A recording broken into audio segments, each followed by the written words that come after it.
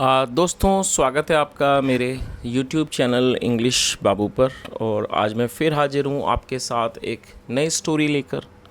और दोस्तों, कई दिनों से आप लोग कुछ इस तरह की डिमांड कर रहे थे। इस तरह के मैंने कई कमेंट्स देखे जहाँ पर आप लोग चाहते थे कि मैं कुछ ऐसी वीडियो लेकर आऊँ जहाँ पर कुछ आपको एडवांस लेवल के वर्ड मीनिंग मिलें और साथ में थोड़ा सा ग्रामर का जो स्ट्रक्चर हो वो भी थोड़ा सा एडवांस लेवल का हो। तो दोस्तों, आप लोगों की ही डिमांड पर आज मैं स्टोरी लेकर आया हूँ। ये स्टोरी जो है वो विक्रम बेताल की सीरीज़ से ली गई है। बहुत ही मज़ेदार कहानी है दोस्तों। उसके अलावा इस स्टोरी के अंदर आपको कई सारे नए इंग्लिश के वर्ड मीनिंग सीखने को मिलेंगे, उनकी करेक्ट प्रोनाउंसिएशन के बारे में पता चलेगा। और दोस्तों, इसका जो ग्रामर का पार्ट है उसको बिल्कुल ही डिटेल में कवर करेंगे, तो एक एक स्ट्रक्चर को आप बहुत आसानी से सीख पाएंगे।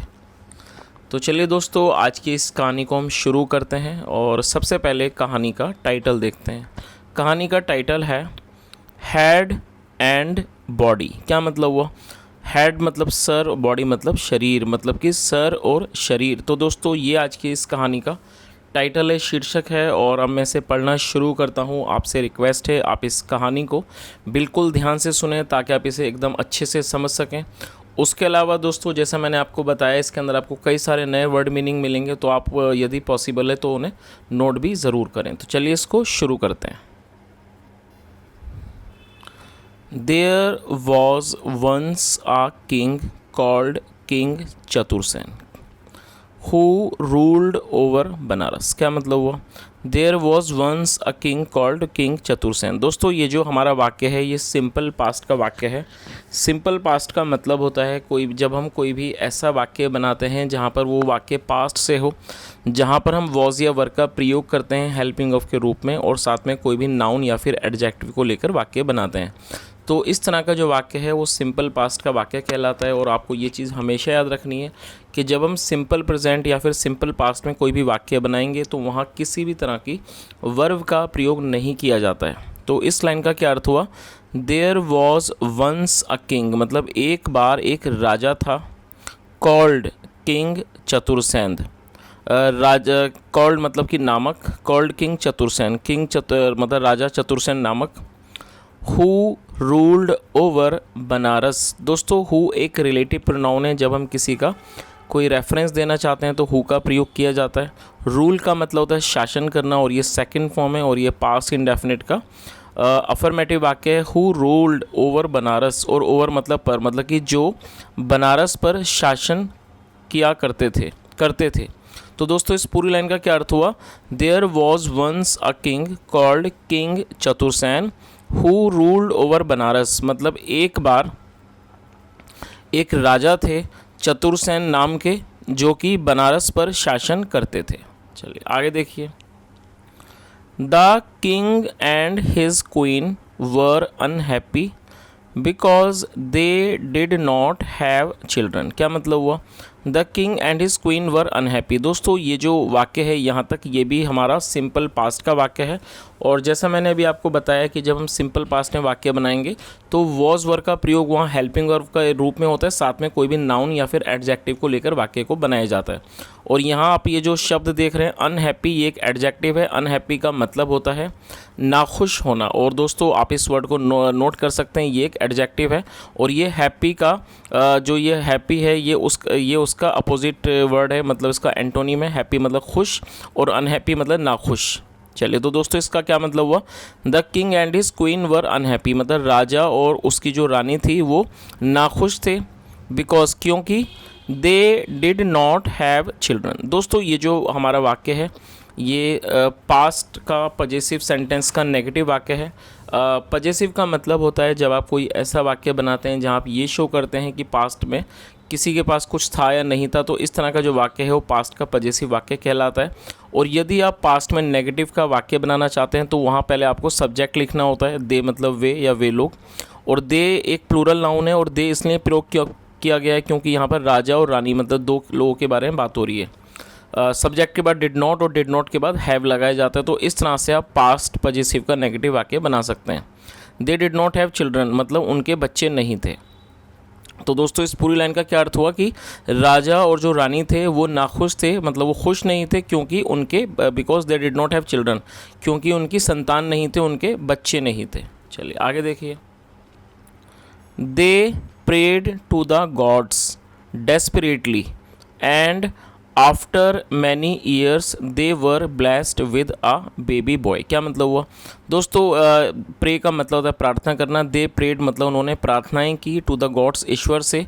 डेस्परेटली दोस्तों आप इस वर्ड को नोट कर सकते हैं। डेस्परेटली एक एडवर्ब है जिसका मतलब होता है उग्रता से, या फिर किसी चीज़ को, जब हम किसी चीज़ को व्याकुलता से, उग्रता से कोई काम करते हैं तो उसे डेस्परेटली कहा जाता है, और ये एडवर्ब है। एडवर्ब का मतलब होता है जब ऐसा कोई भी शब्द जो किसी वर्ब की विशेषता के बारे में बताता है। आप इस चीज़ को भी नोट कर सकते हैं। तो इस लाइन का क्या अर्थ हुआ? They prayed to the gods desperately मतलब उन्होंने बहुत ही व्याकुलता से, व्याकुल तरीके से ईश्वर से प्रार्थनाएं की। एंड आफ्टर मैनी ईयर्स और कई सालों के बाद they were blessed with a baby boy, उनको एक बेटा हुआ, मतलब उनको एक आशीर्वाद के रूप में एक बेटा मिला। द बॉय ग्रीव अप, और दोस्तों ग्रो अप का मतलब होता है बढ़ना, और ये सेकंड फॉर्म है। द बॉय ग्रीव अप, जो लड़का, बेटा जो लड़का था वो बड़ा हुआ। टू बी अ हैंडसम मतलब कि, और वो बहुत ही सुंदर था। इंटेलिजेंट बुद्धिमान, एंड वेलोरस, वेलोरस मतलब वीर, और वेलरस यंग मैन, और एक युवा मतलब कि वीर जवान व्यक्ति के रूप में वो बड़ा हुआ। And he was joy to his father and the king and his mother the queen. क्या मतलब हुआ? एंड ही वॉज जॉय, और वो एक तरह से आनंद था किसके लिए? टू हिज फादर अपने पिता के लिए जो राजा थे, and his mother the queen, और उस अपनी माँ के लिए जो कि रानी थी। चलिए आगे देखिए। The Prince was called Rohit, ये जो प्रिंस थे इनको मतलब ये the Prince was called Rohit, और ये जो राजकुमार था वॉज कॉल्ड रोहित, उसे रोहित के नाम से पुकारा जाता था। He had a friend called Amit. क्या मतलब हुआ दोस्तों? ये जो हमारा वाक्य है ही हैड ए फ्रेंड, ये हमारा पास्ट का पजेसिव सेंटेंस है, जैसा अभी मैंने आपको बताया था। पजेसिव का मतलब होता है जब हम ऐसा वाक्य बनाते हैं जहाँ कुछ शो करते हैं किसी के पास कुछ है, तो ये पास्ट का पजेसिव है। और जब आप पास्ट के में कोई पजेसिव वाक्य बनाना चाहते हैं अफर्मेटिव में, तो वहाँ पर हैड का प्रयोग किया जाता है हेल्पिंग ऑफ के रूप में। तो इस लाइन का क्या अर्थ हुआ? He had a friend called Amit, मतलब उसका एक अमित नाम का दोस्त था। तो दोस्तों यहाँ तक आपको कहानी अच्छे से समझ आ गई होगी। थोड़ा सा मैं आपको एक बार दोबारा से इसको नरेट कर देता हूँ ताकि आप कहानी को भली भांति समझ सकें। जैसा हमने कहानी में देखा कि एक राजा थे चतुरसेन नाम के, जो कि बनारस पर शासन किया करते थे। लेकिन वो और उनकी जो पत्नी थी, जो रानी थी, वो बिल्कुल नाखुश थे। इसका रीज़न ये था कि उनकी कोई संतान नहीं थी, बच्चे नहीं थे। उन्होंने काफ़ी प्रार्थनाएं की और उसके बाद उन्हें एक बेटा मिला, और वो जो बेटा था वो काफ़ी बुद्धिमान और वीर, और कह सकते हैं कि सुंदर एक जवान व्यक्ति बन गया वो। और वो जो था वो अपने माता पिता के लिए एक तरह से बहुत ही ज़्यादा आनंद के रूप में था। और ये जो राजकुमार था उसका एक दोस्त था जिसका क्या नाम था? अमित। चलिए आगे देखिए। और ये जो राजकुमार है उसका नाम रोहित है, और इसका जो दोस्त था उसका नाम क्या है? अमित। चलिए आगे देखिए। Amit was the son of the palace washerman. Washerman का मतलब होता है धोबी। तो इस लाइन का क्या अर्थ हुआ? Amit was the son of the palace washerman. जो अमित था वो महल का जो धोबी था उसका वो बेटा था। वन डे मतलब कि एक दिन। One day when Rohit visited Amit at his home, Rohit saw a beautiful girl and fell in love with her. क्या मतलब हुआ दोस्तों? ये हमारा जो वाक्य है ये पास्ट इंडेफिनिट का अफर्मेटिव वाक्य है, जहाँ वर्ब की सेकंड फॉर्म का प्रयोग किया जाता है। विजिट का मतलब होता है किसी जगह पर जाना, किसी से मिलने जाना, उसे विजिट कहा जाता है। तो क्या इस लाइन का अर्थ हुआ कि वन डे मतलब एक दिन, व्हेन रोहित विजिटेड अमित मतलब जब एक दिन जब जो रोहित था वो अमित से मिलने गया एट हिज होम, उसके घर पर। Rohit saw a beautiful girl, और दोस्तों ये भी पास्ट इंडेफिनिट का अफर्मेटिव वाक्य है, और ये सी की सेकंड फॉर्म है। सी मतलब देखना और सॉ मतलब देखा। Rohit saw a beautiful girl, Rohit ने एक सुंदर लड़की को देखा। And fell in love with हर, और दोस्तों ये फेल जो है फॉल की सेकंड फॉर्म है। फॉल इन लव का मतलब होता है किसी से, किसी के प्यार में पड़ना, किसी से प्रेम होना, और ये सेकंड फॉर्म है। And fell in love with हर, और वो उसके प्यार में पड़ गया, कह सकते हैं उसे उससे प्यार हो गया। चलिए आगे देखिए। शी ऑल्सो लव्ड हिम, और वह भी उससे प्यार करती थी। He told his friend Amit about his love for the girl. क्या मतलब हुआ? He told his friend Amit, उसने अपने दोस्त अमित को बताया अबाउट हिज लव, अपने प्यार के बारे में, फॉर द गर्ल, उस लड़की को लेकर जो प्यार था उसके बारे में उसने अपने दोस्त को बताया, अमित को। The girl's name was Sunita. दोस्तों यहाँ गर्ल के बाद एपिस्ट्रॉफी एस का प्रयोग किया गया है, जिसका मतलब होता है का, के, की। तो जब आप किसी नाम के साथ या किसी व्यक्ति के साथ कुछ जोड़ना चाहते हैं तो वहाँ पर एपिस्ट्रॉफी एस का प्रयोग किया जाता है। तो इस लाइन का क्या अर्थ हुआ? The girl's name was Sunita, मतलब लड़की का नाम सुनीता था। She belonged to the washerman community.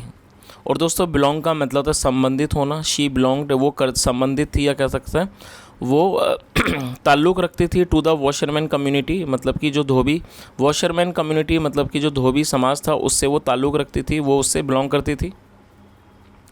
The truth was that, और सच ये था that Amit had loved Sunita, की जो अमित था वो सुनीता से प्यार करता था।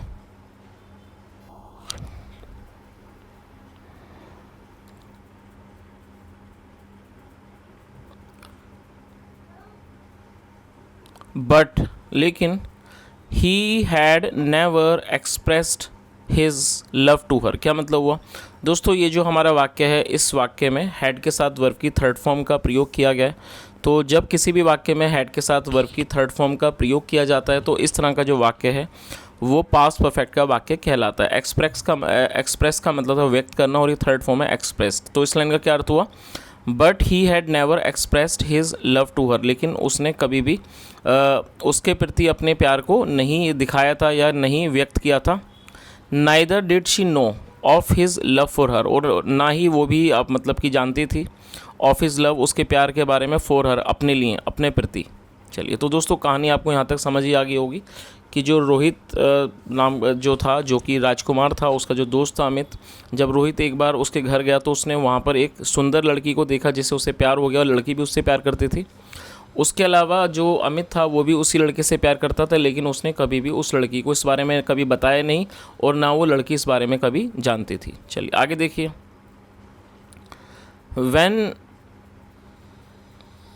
When he heard that Prince Rohit was in love with her, क्या मतलब हुआ? दोस्तों ये जो वर्ड है heard, ये hear की सेकंड फॉर्म है। hear मतलब सुनना और heard मतलब सुना। When he heard that Prince Rohit was in love with her, मतलब जब उसने ये सुना कि जो प्रिंस है, राजकुमार रोहित है, वो उसके प्यार में है, was in love with her, and she in turn loved him, और वो भी उससे प्यार करती है बदले में। His sense of loyalty helped him to decide to help his friend, और जो उसकी सेंस ऑफ लॉयल्टी थी, सेंस ऑफ लॉयल्टी का मतलब, लॉयल्टी मतलब वफादारी, और जो उसकी जो वफादारी की जो समझ थी, हेल्प्ड हिम, उसने उसकी इस चीज़ में मदद की, टू डिसाइड ये फैसला करने में, टू हेल्प हिज फ्रेंड कि वो अपने दोस्त की मदद करे, to somehow win the hand, मतलब किसी भी तरह से उस लड़की का हाथ जीतने में, of the girl, win the hand of the girl he loved, जिसे वो प्यार करता था। चलिए आगे देखिए। For the next few days, मतलब अगले कुछ दिनों तक, Rohit was the picture of misery. Misery का मतलब था दयनीयता। जो रोहित था वो एक तरह की दयनीयता की एक तरह से मूर्ति हो गया। तो इस पूरी लाइन का क्या अर्थ हुआ? For the next few days Rohit was the picture of misery, मतलब जो अगले कुछ दिनों तक जो रोहित था वो एक तरह से एक दयनीयता का चित्र बन गया। ही कुड नॉट स्लीप, वो सो नहीं पाया, और ईट, ना वो खा पाया। And he had that miserable and pain look on his face, और इस तरह से उसके चेहरे पर एक दयनीय और दुखी वाला मतलब कि एक कष्टदायी लुक था। He went to the Kali temple, मतलब वह काली के मंदिर गया। And prayed to the deity, और उसने देवता से उसने प्रार्थना की। डाइटी मतलब देवता, and prayed to the deity. If I am able to marry Sunita, मतलब यदि मैं सुनीता से विवाह कर पाता हूँ, I will offer my head, मतलब मैं अपना जो सर है उसकी आहुति दूंगा, ऑफ़र करूँगा। इन सेक्रीफाइस, बलिदान में। On the next full moon light, मतलब अगले पूर्ण चंद्रमा की रात्रि को। On the next full moon light मतलब अगली चंद्रमा को रात को। इन द मीन वाइल का मतलब था इस दौरान। Amit had gone to the king and explained to the worried king, क्या मतलब हुआ? इन द मीन वाइल मतलब कि इस दौरान Amit had gone to the king, जो अमित था वो राजा के पास चला गया था। एंड एक्सप्लेन्ड, और उसने बता दिया था। टू द वरीड किंग, मतलब जो ये चिंतित राजा थे उनको उसने बता दिया था। द कॉज, मतलब जो कारण था, फॉर रोहित्स इल हेल्थ, मतलब जो रोहित की जो बुरी सेहत थी, जो उसका बुरा स्वास्थ्य था, उसका जो कारण था वो उसने राजा को बता दिया था। चलिए आगे देखिए।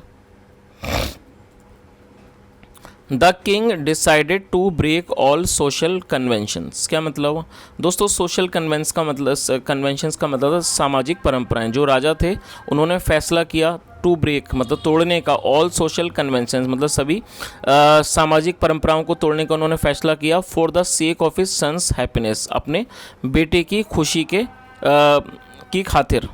सेक मतलब वास्ते, अपने बेटे, सन्स हैप्पीनेस मतलब अपने बेटे की खुशी के वास्ते उन्होंने सब तरह के जो एक तरह के सामाजिक जो बंधन थे, परंपराएं थे, उनको तोड़ने का उन्होंने फैसला किया।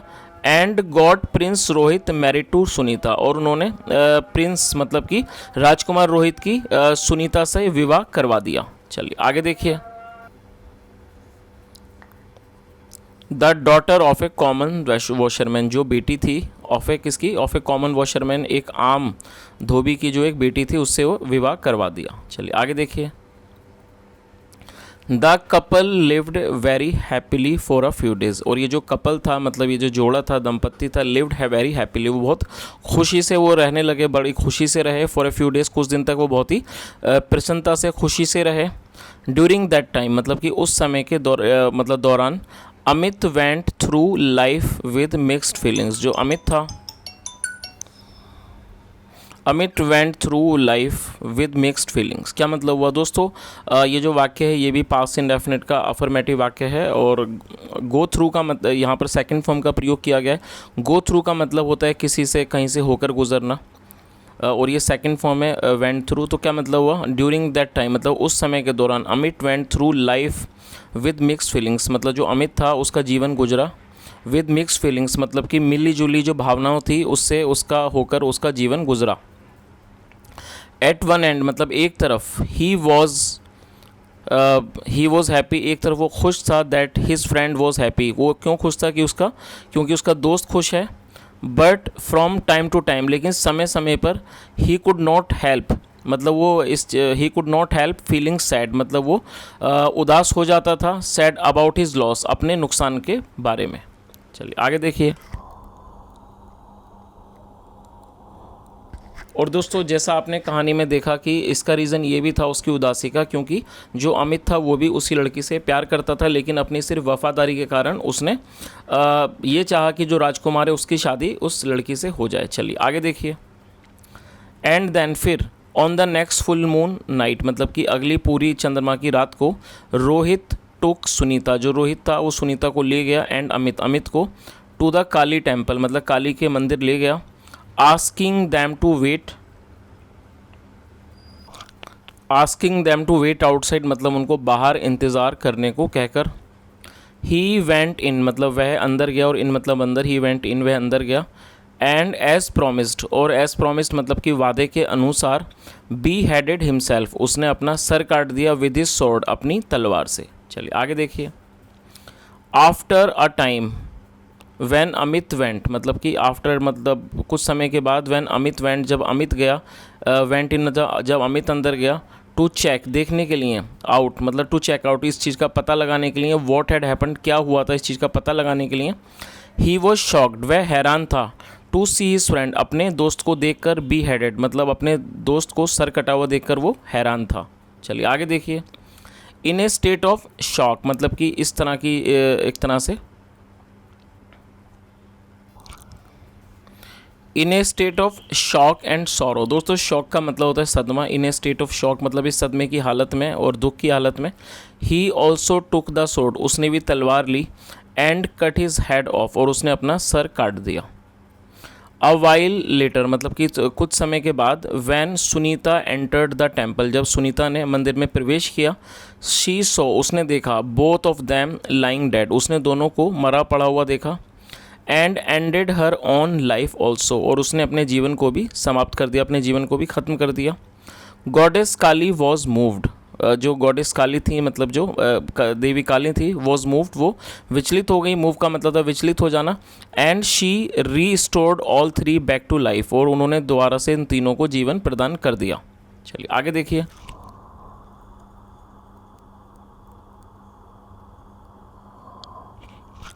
बट वाइल डूइंग सो, लेकिन ऐसा करने के दौरान she interchanged the head and body. Interchange का मतलब होता है आपस में दो चीज़ों को बदल देना, बट वाइल डूइंग सो मतलब ऐसा करने के दौरान she interchange the head and body, उन्होंने सर और शरीर को बदल दिया ऑफ प्रिंस रोहित मतलब राजकुमार रोहित के, एंड अमित और अमित के। चलिए आगे देखिए। बेताल स्टॉप्ड हिज स्टोरी, जो बेताल था उसने अपनी कहानी को रोका, एंड वंस अगेन और फिर दोबारा asked king Vikram a question, और उसने दोबारा राजा विक्रम से एक सवाल पूछा।